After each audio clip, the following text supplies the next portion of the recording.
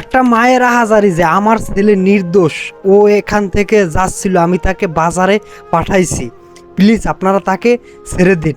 কিন্তু পুলিশ তাও তাকে ছাড়ে নাই। এখন আপনারা এই জায়গায় অনেকজনই পুলিশের দোষ দিতেছেন, কিন্তু এই জায়গায় আমি যদি বলি যে পুলিশেরও কোনো দোষ নাই। ছাত্র আন্দোলনে অনেক লোকে আসছিল যে দোষী, এবং কোনজন দোষী না, এটা আসলে পুলিশের নির্ণয় করা এই মুহূর্তে সম্ভব না। সেটার জন্য আসলে পুলিশ কিন্তু তাদেরকে ছাড়ে নাই।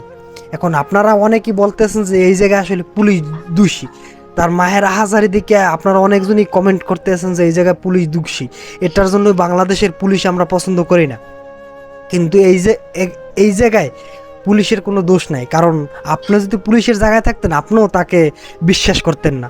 তবে আমরা সবশেষ বলি যে যে নির্দোষ সে কোনোজন সাজা না পায় বাংলাদেশ। সবাই ভালো থাকবেন, আসসালামু আলাইকুম।